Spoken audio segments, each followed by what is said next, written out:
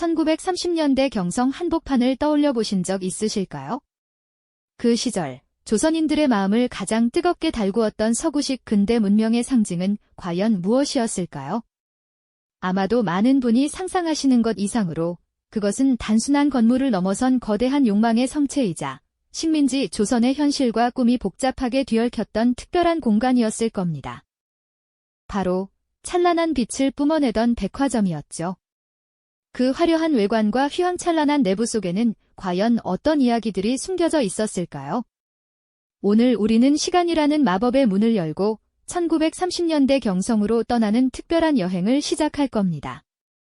우리의 목적지는 바로 경성 미스코시 백화점인데요. 그곳의 옥상에 올라서서 당시 경성의 풍경과 그 안에서 살아 숨쉬던 사람들의 이야기를 들어볼 예정입니다. 어쩌면 우리에게 익숙한 듯하면서도 낯설게 다가올 식민지 시대를 완전히 새로운 시각으로 경험하게 되실 거예요. 그들이 무엇을 소비했고 어떤 유행에 열광했으며 또 그들의 일상이 과연 무엇을 의미했는지 궁금하지 않으신가요? 경성의 심장부에 우뚝 솟아오른 미스코시 백화점은 그야말로 당시 조선 사회에 거대한 문화적 충격을 안겨주었습니다. 일본의 대표적인 백화점 체인이었던 미스코시가 1930년 이 땅에 첫 발을 내디뎠을 때 경성 사람들은 그 압도적인 규모와 현대적인 모습에 경이로움을 금치 못했죠. 밤하늘을 수놓는 화려한 네온 사인으로 빛나던 백화점의 외관은 마치 꿈속에서나 나올 법한 환상의 궁전처럼 느껴졌을 겁니다. 웅장하게 솟아오른 건물 앞에는 호기심 가득한 눈빛으로 건물을 올려다보는 수많은 인파가 모여들었습니다. 특히 곱게 한복을 차려입은 조선인들의 놀란 표정 속에는 새로운 문명에 대한 동경과 함께 미묘한 위화감이 교차했을지도 모릅니다. 백화점은 단순한 상점을 넘어선 경성 사람들에게는 새로운 세계로 통하는 입구와 같았습니다. 번잡한 거리에는 백화점 안으로 쏟아져 들어가려는 사람들로 항상 북적였고 그들의 발걸음 하나하나에는 미지의 세계를 탐험하려는 설렘이 깃들어 있었죠. 그렇게 문을 열고 안으로 들어서면 또 다른 세상이 펼쳐졌습니다. 백화점 내부는 다양한 상품과 서비스로 가득 차 있었고 이곳은 곧 소비와 계급이 확연히 드러나는 사회의 축소판과 같았습니다. 진열대 위에는 서구식 의복과 모자, 구두 등 최신 유행을 선도하는 화려한 양장들이 즐비했습니다. 어느 여성의 손이 조심스럽게 부드러운 양장 원단을 매만지는 모습은 단순히 옷을 고르는 행위를 넘어 새로운 자신을 꿈꾸는 열망을 보여주는 듯했죠. 화장품 코너에서는 서양에서 건너온 신기한 향수와 색조 화장품들이 조선 여성들의 마음을 사로잡았습니다. 고급 식료품 코너에는 쉽게 접하기 어려운 서양 식재료들이 가득했고 이는 상류층의 식탁을 풍요롭게 하는 상징과도 같았습니다. 백화점 한켠에 마련된 카페테리아에서는 모던보이와 시녀성들이 커피를 마시거나 서양식 요리를 즐기며 여유로운 시간을 보내곤 했습니다. 그들의 세련된 옷차림과 자유로운 대화는 당시 경성사회의 최신 트렌드를 대변하는 모습이었죠. 하지만 백화점의 화려함은 모두에게 공평하게 주어지는 것이 아니었습니다. 값비싼 상품 앞에서 망설이거나 그저 구경만 하는 서민들의 모습에서는 당시 사회의 씁쓸한 단면을 엿볼 수 있었습니다. 엘리베이터를 타고 오르내리는 사람들의 표정은 각자의 계층과 욕망을 반영하듯 다채로웠습니다. 어떤 이는 당당하게 상품을 구매하고 어떤 이는 그저 구경하는 것만으로도 만족하며 또 어떤 이는 그저 이 새로운 문물의 공간을 신기하게 바라볼 뿐이었죠. 백화점은 이처럼 다양한 사람들의 욕망이 교차하고 계급의 경계가 선명하게 드러나는 흥미로운 공간이었답니다. 하지만 미스코시 백화점의 진정한 매력은 비단 상품이 가득한 화려한 진열대에만 국한되지 않았다는 사실을 아시나요? 그곳에는 또 다른 세계가 펼쳐져 있었으니 바로 백화점 건물 가장 높은 곳에 자리한 옥상이었죠. 경성 미스코시 백화점 옥상은 단순한 지붕이 아니었습니다. 이곳은 마치 공중에 떠있는 작은 왕국처럼 당시 경성 사람들에게 상상 이상의 즐거움과 해방감을 선사하는 특별한 문화 공간이었답니다. 옥상에는 파릇한 잔디가 깔린 아담한 정원이 조성되어 있었고 아기자기한 꽃들이 신긴하다는 사계절 내내 다채로운 색깔로 방문객들의 눈을 즐겁게 해주었죠. 도심 한복판에 이런 푸른 공간이 있다는 것만으로도 사람들은 신선한 충격을 받았을 겁니다. 그리고 이곳의 백미는 바로 어린이들을 위한 놀이터와 간이 동물원이었습니다. 알록달록한 색깔의 미끄럼틀과 그네, 빙글빙글 돌아가는 놀이기구들은 아이들의 천진난만한 웃음소리로 가득 채워졌습니다. 아이들은 햇살 아래 반짝이는 기구들을 타며 세상 시름 잊은 듯 행복해했고, 그들의 해맑은 웃음소리는 삭막한 도시의 소음을 잠시나마 잊게 해주는 청량제와도 같았죠.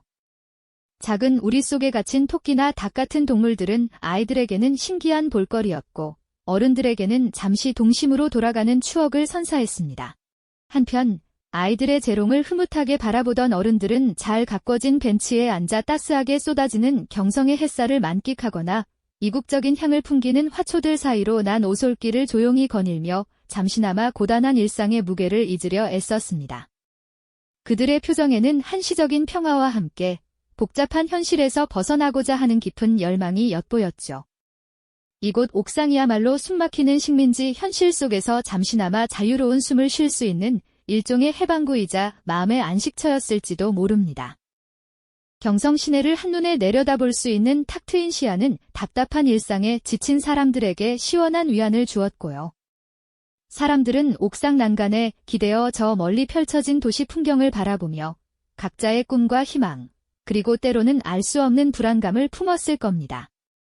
하지만 그 화려하고 평화로워 보이는 풍경 뒤편에는 묘한 쓸쓸함과 아이러니가 감돌기도 했습니다. 때로는 옥상 한편에서 울려 퍼지는 일본 군가나 행진곡 소리가 아이들의 해맑은 웃음소리와 섞여 기이한 불협화음을 만들어내기도 했으니까요. 라디오에서는 일본어로 송출되는 식민 통치 관련 보도나 시국 선전이 흘러나와 이 공간의 즐거움이 결코 완전한 자유가 아님을 끊임없이 상기시키는 듯했죠. 화려한 근대 문명의 상징인 백화점 옥상에서조차 식민 통치의 그림자는 벗어날 수 없었던 겁니다. 옥상 난간에 기대어 멀리 시선을 던지면 화려한 백화점 내부와는 사뭇 다른 경성의 풍경이 펼쳐졌습니다. 미스코시 백화점 바로 아래에는 전차가 굉음을 내며 지나가고 그 너머로는 개량 한복을 입은 사람들, 일본식 기모노를 입은 사람들, 그리고 서양식 양복을 입은 사람들이 뒤섞여 바쁘게 오가는 종로거리가 한눈에 들어왔습니다. 하지만 시선을 더 멀리, 도시의 변두리 쪽으로 향하면 이야기는 달라집니다. 멀리 희미하게 보이는 초가집들이나 다닥다닥 붙어있는 빈민촌의 실루엣은 화려한 근대화의 빛이 미처 닿지 못한 곳들의 그림자를 여실히 보여주는 듯 했습니다. 이처럼 미스코시 백화점 옥상은 단순한 유원지가 아니었습니다. 이곳은 식민지 시대의 근대화가 얼마나 이중적이고 모순적이었는지를 가장 극명하게 보여주는 공간이기도 했습니다.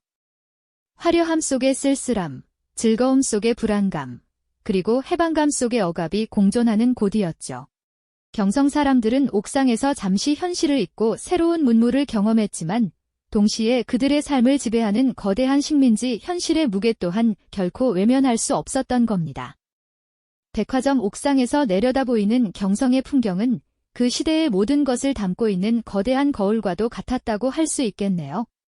그렇게 경성의 모든 것을 비추던 거대한 거울, 미스코시 백화점은 격동의 시대를 지나며 그 모습 또한 격렬하게 변화해갔습니다. 1945년 해방의 기쁨이 조선을 감싸자 일제의 상징이었던 미스코시 백화점은 곧바로 새로운 운명을 맞이하게 되죠. 일본인들이 떠나고 빈 건물로 남겨진 이곳은 미군 정청에 의해 미군 PX로 사용되며 잠시나마 이국적인 활기를 띠기도 했습니다. 이후 1954년 우리 민족의 손으로 동화백화점이라는 간판을 내걸고 다시금 민족 백화점으로서의 새 출발을 알렸습니다. 하지만 한국 전쟁의 상흔과 경제적 어려움 속에서 그 빛을 발하기는 쉽지 않았죠. 그렇게 시간은 흘러 1963년 한 기업이 동화백화점을 인수하며 또 한 번의 대대적인 변신을 꾀합니다. 바로 오늘날 우리가 알고 있는 신세계백화점의 전신이 되는 순간이었죠. 미스코시 백화점이 지녔던 상징성과 입지적 중요성은 그대로 이어받아 신세계는 한국 근대 소비 문화의 선구자적 역할을 다시금 수행하게 됩니다. 건물의 외형은 시대에 따라 바뀌고 간판은 여러 차례 교체되었지만 그 공간이 품었던 새로운 문물과 욕망을 전시하는 장소라는 본질적인 역할만큼은 변치 않고 이어져 내려온 셈입니다. 마치 한 그루의 오래된 나무가 뿌리는 그대로 둔 채 가지와 잎을 바꾸며 계절을 나는 것처럼 말이죠. 옛 미스콧이 백화점 건물을 바라보는 어르신들의 눈빛에는 늘 아련한 회한과 함께 잊지 못할 추억들이 교차합니다. 그분들에게 백화점은 단순한 상점이 아니라 젊은 시절의 꿈과 희망, 때로는 좌절과 현실의 무게가 담긴 삶의 한 페이지였을 테니까요. 화려한 진열장 너머로 서구 문물을 동경했던 순수한 마음, 혹은 옥상 정원에서 잠시나마 식민지 현실을 잊고 자유를 꿈꿨던 순간들이 그분들의 기억 속에 생생히 살아 숨쉬고 있을 겁니다. 명동의 번화한 거리를 오가는 수많은 사람들 속에서 우리는 어쩌면 그 시대의 소비자들이 품었던 욕망의 메아리를 여전히 듣고 있는지도 모릅니다. 경성 미스콧이 백화점의 옥상에서 하늘을 올려다보던 그 시절 사람들의 시선에는 각기 다른 욕망과 희망, 그리고 때로는 깊은 절망감이 함께 스며 있었을 겁니다. 그들은 눈부신 근대 문명의 한 조각을 경험하며 새로운 삶을 꿈꿨지만 동시에 식민지라는 거대한 장막 아래 놓인 자신들의 운명 또한 결코 외면할 수 없었죠. 백화점은 그저 물건을 사고 파는 상업시설이 아니었습니다. 근대화의 열망과 식민지 현실의 모순, 그리고 인간 본연의 욕망이 뒤엉켜 펼쳐지는 거대한 역사의 무대였죠. 그리고 그 옥상은 이 모든 복잡한 드라마를 내려다보는 말없이 모든 것을 지켜보는 관찰자의 시선과도 같았다는 생각이 듭니다. 오늘 우리는 경성 미스콧이 백화점이라는 작은 창을 통해 식민지 시대의 다채로운 풍경을 엿보는 시간을 가졌습니다. 그 시절 화려하게 피어났던 소비 문화와 새로운 문물에 대한 갈망은 놀랍게도 오늘날 우리가 살아가는 이 사회의 모습과도 묘하게 닮아 있다는 것을 느낄 수 있죠. 과거의 백화점에서 발견되는 소비 트렌드와 인간 본연의 욕망을 탐구하는 것은 결국 시대를 초월하여 우리 자신을 이해하는 과정과 다름없을 겁니다. 역사는 반복되지 않는다고 하지만 인간의 욕망은 시대를 관통하여 이어지는 강물과 같다는 생각이 드네요. 다음 시간에도 흥미로운 역사 속 이야기로 여러분을 찾아뵙겠습니다. 이 영상이 도움이 되셨다면 좋아요와 구독 부탁드립니다. 여러분의 응원이 제게 큰 힘이 됩니다. 다음 영상에서도 더 유용한 정보를 공유하겠습니다. 감사합니다.